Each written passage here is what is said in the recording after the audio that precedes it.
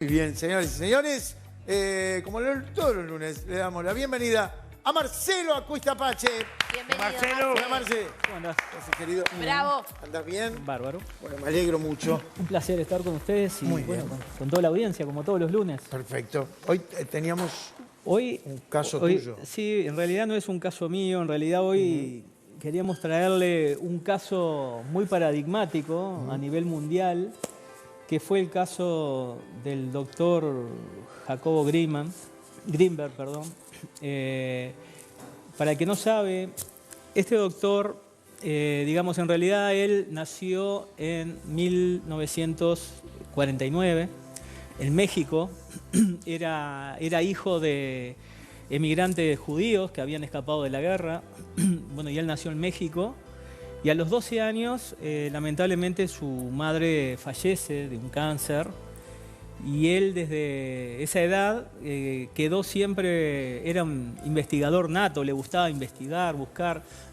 Y él siempre le quedó eso de la mamá, que cómo la mamá había fallecido, que no había habido una cura, que lo habían podido encontrar. Y él entendía que quizás había algo más de lo que podía ser la investigación de la ciencia, ¿no? Y bueno, él se recibió de psicólogo y después en Nueva York hizo un doctorado en neurociencias y fue un investigador nato. Les traje este caso porque es un caso paradigmático. El 8 de diciembre de 1994 él desaparece y deja una enorme cantidad de información y una enorme cantidad de investigación en curso. Él generó más de 50 libros y siempre trataba de buscarle un respaldo científico a todo lo que hacía.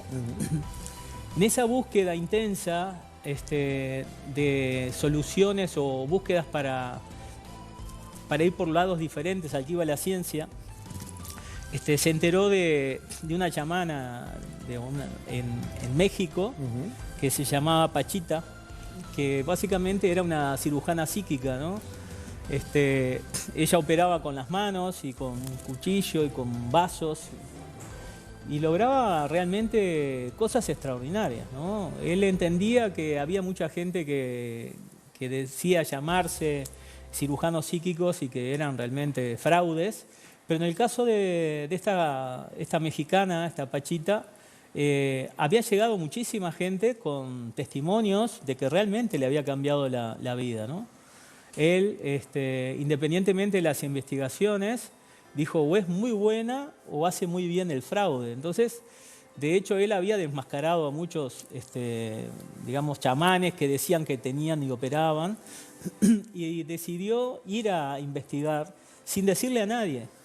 Y armó la mochila para 3 días y se quedó 2 años con Pachita, sorprendido de cómo ella podía operar de esa manera.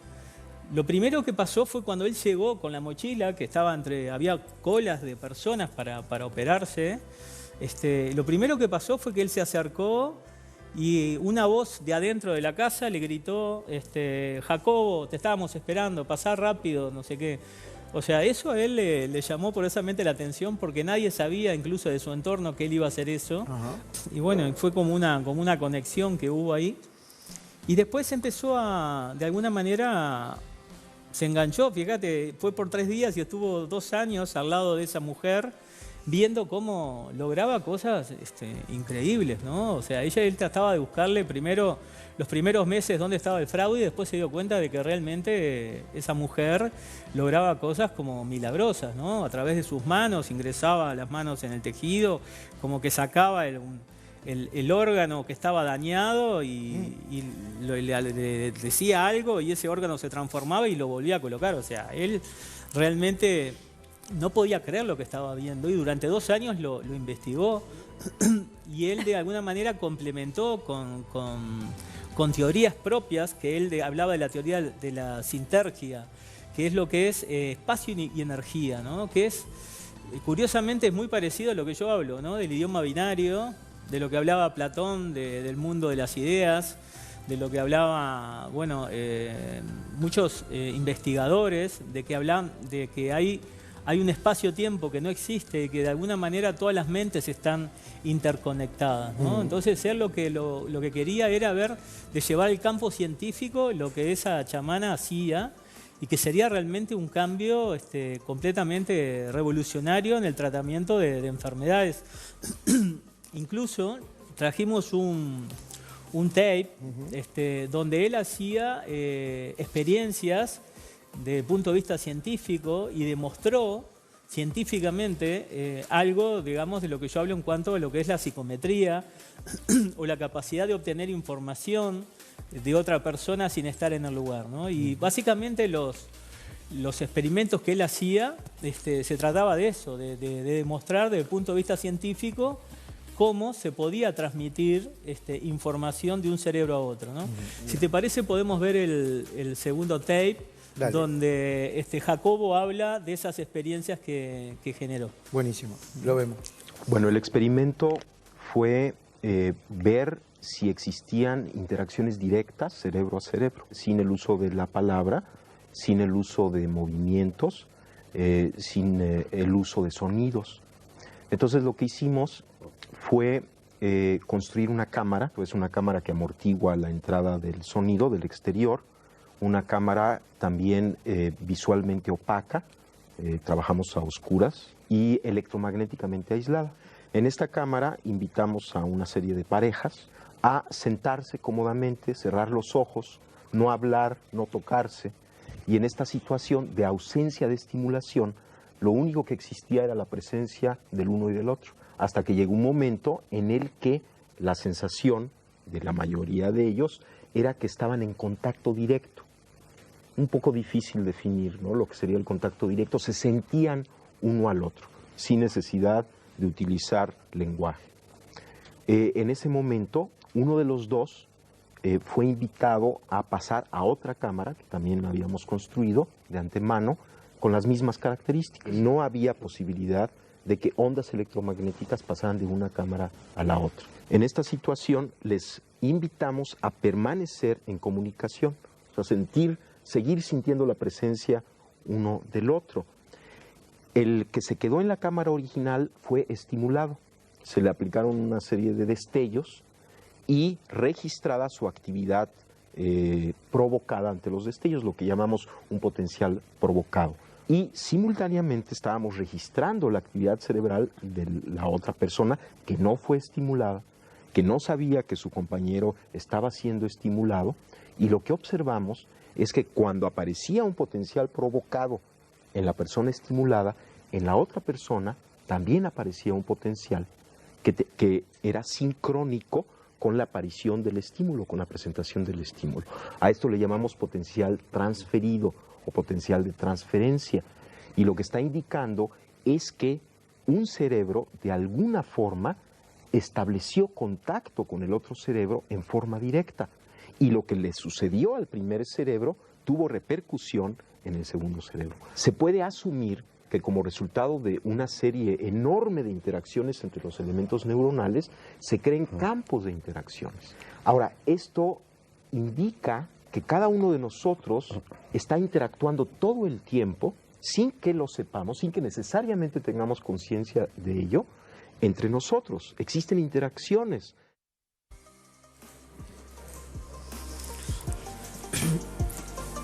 Yo lo intenté muchas veces. Bueno, pero viste que qué curioso, ¿no? Porque digo, es muy similar a lo que yo siempre hablo. Sí, sí. Incluso este caso de Jacobo daría para varios programas, ¿no? Porque es una persona que desapareció, que dejó un enigma, que se han buscado, digamos.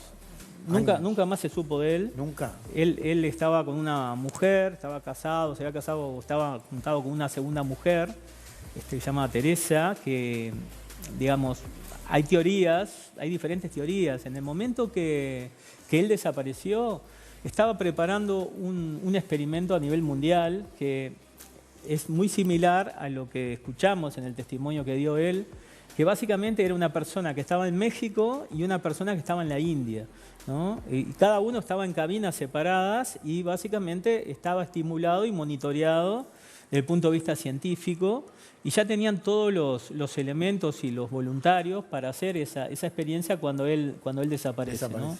Se ha generado toda una mística en realidad a Jacobo Grinberg, porque, digamos, de alguna manera iba contra muchos intereses y de alguna manera él quería demostrar de que el espacio-tiempo no existe, que en realidad esa interacción de información va hacia adelante y hacia atrás en el tiempo, y que cómo un cerebro se podía comunicar a otro estando a miles de kilómetros de distancia. Como te decía, esa desaparición que ocurrió el 8 de diciembre de 1994, hay varias teorías y se ha ido como mitificando, ¿no? Seguro. O sea, la teoría... Y esos tipos de mitos que se alimentan. Suele ocurrir, incluso pasa en Uruguay cuando ocurren esos homicidios o esos accidentes que generan, son muy mediáticos, que empiezan a circular todo tipo de teorías, ¿no? Bueno, en el caso de él, una de las teorías es que la mujer que tenía lo asesinó y por alguna manera ocultó. Esa es una teoría. Esa es la teoría, digamos, como más coherente desde el punto de vista científico. Después la otra teoría es que hubo un secuestro por parte de la CIA, porque en el 2017 se desclasificaron un montón de documentos de la CIA y entre los documentos que se desclasificó estaba toda la investigación que venía haciendo Jacobo Grinberg, ¿no? Recordemos que la CIA en los años 50, lo mismo pasaba en la Unión Soviética, ¿no? Había toda una investigación en el tema de telepatía, de visión remota, de la capacidad de la mente de obtener información en esa guerra fría que existía. Y bueno, y llamó la atención. Entonces, otra de las teorías que se manejó es que fue secuestrado por la CIA como forma de sacarle información. Y la otra teoría, quizás la más mística, es que de alguna manera él logró encontrar la fórmula para integrar ese espacio-tiempo y de alguna manera se desintegró y quedó flotando ahí en ese ámbito. Pero bueno, son las tres grandes teorías, que es un caso muy paradigmático y que no ha habido ningún resultado, ni siquiera pruebas o posibilidades de investigación. Entonces me pareció muy interesante porque va un poco de la mano con lo que hago. Y bueno, y es un caso para quizás seguir hablando algún otro programa. Por supuesto. Gracias, Marcelo. Nos vemos el próximo con tema de adicciones. Gracias. Gracias, Marcelo. El aplauso para Marcelo. Perdón, disculpen. El lunes que viene cae... ¿Fecha? Sí, 22. Bueno, yo no voy a estar acá, voy a estar en Brasil. Sí. Y vamos a traer el testimonio de una brasilera para que coincida con lo que vamos a hacer. Así que posiblemente nos veamos en vivo. Vamos a ver si nos vemos. Bueno, esperemos. Porque capaz que vos no a vos sí. a mí sí, pero vos... Nosotros a no digo vos nada, sí. entonces, bueno... No, cállense la boca. Capaz que nos vemos. Gracias, Marcelo. Llama al 0900, dale, 0920.